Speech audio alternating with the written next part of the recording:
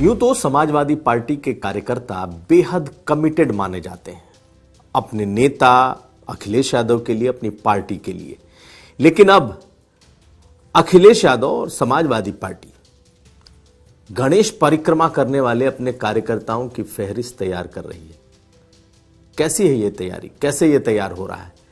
क्या यह पूरा डेटा इसलिए तैयार हो रहा है कि चुनाव के पहले वो देख सकें कि कहीं ऐसा तो नहीं कि टिकट मांगने वाले ज्यादातर उनकी गणेश परिक्रमा कर रहे हैं? आज हम इस खबर का विश्लेषण समझेंगे कि आखिर अखिलेश यादव ने ऐसा क्यों किया, क्यों अपने लोगों का डेटाबेस तैयार कर रहे हैं जो पार्टी दफ्तर आते हैं। इसके अलावा यूजीसी बिल पर संघ प्रमुख मोहन भागवत ने सब राफ साफ कर दिया है। कह दिया कि कानून तो मानना पड़ेगा, अगर कानून में कुछ गड़बड़ी होगी तो उसे बदला जाएगा। लेकिन क्या इतने भर से सोशल मीडिया पर चल रहा प्रचार दुष्प्रचार रुक जाएगा? आज इसका भी विश्लेषण। ये खबरें आज का यूपी में। नमस्कार, मैं हूं कुमार अभिषेक, आप देख रहे हैं यूपी तक। हम हाजिर अपना न्यूज शो आज का यूपी लेकर। तो आज बात होगी समाजवादी पार्टी के कार्यकर्ताओं की। एक वो कार्यकर्ता वर्ग जो कमिटेड है, जो चाहता है हर हाल में समाजवादी पार्टी की सरकार, जो चाहता है अखिलेश यादव की वापसी एज ए मुख्यमंत्री। लेकिन कार्यकर्ताओं में भी कई प्रकार हैं। समाजवादी पार्टी के भीतर के नेता भी मानते हैं कि बहुत सारे नेता और कार्यकर्ता ऐसे हैं जो कमिटेड तो हैं, लेकिन वो गणेश परिक्रमा में लगे रहते हैं। यानी कि उनका ज्यादातर वक्त पार्टी दफ्तरों के चक्कर लगाने में, नेताओं के इर्द गिर्द घूमने में और खास करके अखिलेश यादव को अपना चेहरा दिखाने में रहता है कि आते जाते, निकलते, बैठते, उठते उनका चेहरा अखिलेश जी देख लें और फिर उनका काम हो जाता है। समाजवादी पार्टी के भीतर इस समस्या से अखिलेश यादव दो चुनाव से जूझ रहे हैं, लेकिन इसी में कई कमिटेड कार्यकर्ता भी हैं जो कि बेहद कमिटमेंट के साथ काम भी करते हैं। लेकिन पार्टी के भीतर यह चर्चा है कि भाई जब टिकट बांटना है तो उसमें एक क्राइटेरिया ये क्यों न रखा जाए कि ऐसे लोग जो सिर्फ अपना चेहरा चमकाने पहुंचते हैं उनकी पहचान की जाए, और गुपचुप कह लें या फिर ये मान लें कि पार्टी के भीतर इसकी तैयारी है कि ऐसे लोगों की फहरिस्त तैयार हो जो ज्यादा वक्त पार्टी दफ्तर के आसपास दिखाई देते हैं। चूंकि अब 2027 का चुनाव एक साल दूर है और अब नेताओं और कार्यकर्ताओं की फौज पार्टी दफ्तर में दिखाई देगी। ऐसे में टिकट मांगने आना तक तो ठीक है, लेकिन सालों भर सिर्फ पार्टी दफ्तर और नेता का गणेश परिक्रमा करने को लेकर पार्टी बहुत संजीदा है, सीरियस है। और यही वजह है कि बकायदा पूरा एक डेटाबेस तैयार हो रहा है, या इनफैक्ट कह लें कि पार्टी के पास है कि कौन चेहरा, कौन नेता, कौन कार्यकर्ता कितनी बार पार्टी दफ्तर आया है। सबकी तस्वीरें, कुछ लोग लगातार फोटो खिंचवाते हैं, कुछ लोग हर मीटिंग में मौजूद होते हैं, कुछ लोग पार्टी दफ्तर में दिखाई देते हैं, कुछ लोग अमूमन जब भी अखिलेश यादव मिलते हैं तो उनसे हाथ मिलाते हैं। यही नहीं, इसके अलावा भी पार्टी दफ्तर में उनका पूरा डेटाबेस फोटो के साथ तैयार है कि कौन कार्यकर्ता कितना कमिटमेंट वाला है, कौन कितना कमिटेड है और कौन सिर्फ चेहरा चमकाने आया है। सबकी फोटो, सबका डेटाबेस, फोन नंबर, बहुत कुछ ऐसा इस वक्त तैयार है।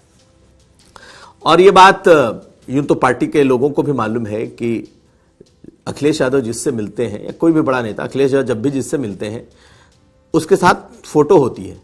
तो कोई ये सोचे कि सिर्फ उसका फोटो आ गया, उसने फोटो खिंचा ली और उसके बाद वो उसकी नेतागिरी पूरी हो गई, तो ऐसा है नहीं। इसका एक पूरा डेटाबेस पार्टी भी रखती है और ये 2027 के लिए बेहद क्रूशियल होने वाला है। यूं तो अखिलेश यादव हर सीट के लिए, जो मेरी जानकारी है, अपने तरफ से उनके पास पूरे फीडबैक हैं, वो ले रहे हैं। एक एक नेता के बारे में पर्सनल फीडबैक उनका अपना है। लेकिन जो लोग सिर्फ गणेश परिक्रमा या चेहरा चमकाने के लिए भी वहां पहुंच रहे हैं, उनकी भी पहचान पार्टी कर रही है, बिना बताए, बहुत ज्यादा चर्चा नहीं किए बगैर। तो अब देखना है कि क्या यह संभव हो पाएगा कि ऐसे लोग फिल्टर हो सकें चुनाव के समय। दरअसल पार्टी की कोशिश यह भी है कि ऐसे लोग जो सिर्फ पार्टी दफ्तरों में आते हैं, दरअसल वो फील्ड में काम करें।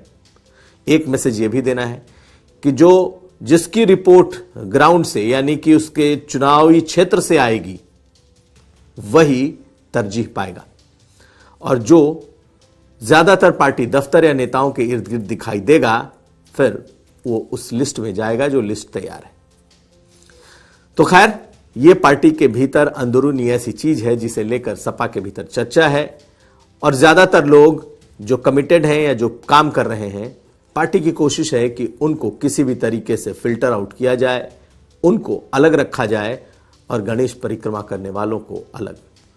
कितना हो पाता है पार्टी समाजवादी पार्टी में ये तो कहना मुश्किल है, लेकिन इस बार ये अलग से तैयारी दिखाई दे रही है।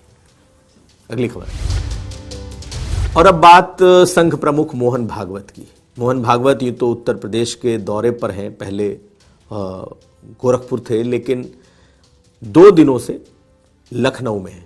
लखनऊ के निराला नगर के में जो सरस्वती शिशु मंदिर है, वहां लगातार उनकी बैठकें हो रही हैं। अलग अलग जगहों पर उन्होंने अलग अलग लोगों से मुलाकातें की हैं।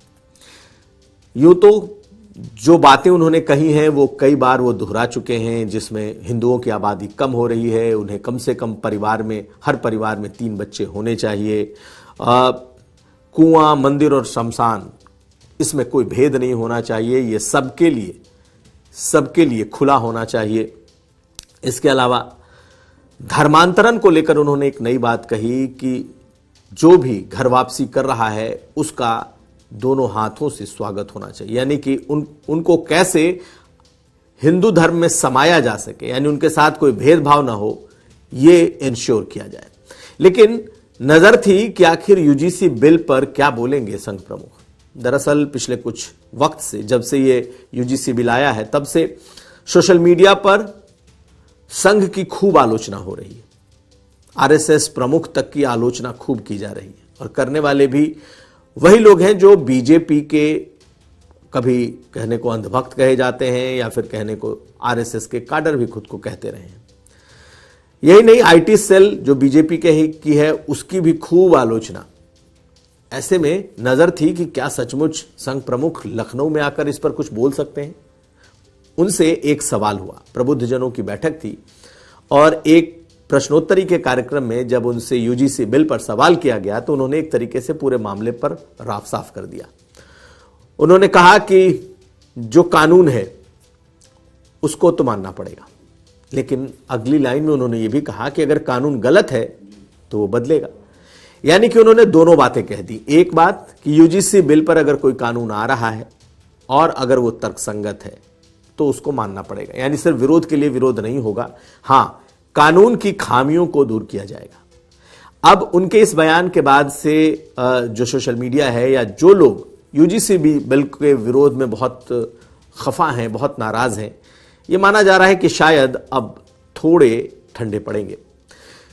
यूं तो कोई भी पॉलिटिकल पार्टी इस मुद्दे पर बहुत ज्यादा नहीं बोल रही, लेकिन चूंकि बीजेपी का समर्थक वर्ग, चाहे ब्राह्मण, ठाकुर या अपर कास्ट, सवर्ण हो, वो बीजेपी को लगातार समर्थन देता रहा है, जम करके बीजेपी के पक्ष में खड़ा रहा है, इसलिए यूजीसी बिल पर उसके अपने ग्रीवांसेस हैं और वो आरएसएस से इस मुद्दे पर जवाब चाहता था। तो एक सवाल के जवाब में संघ प्रमुख का जवाब आ गया।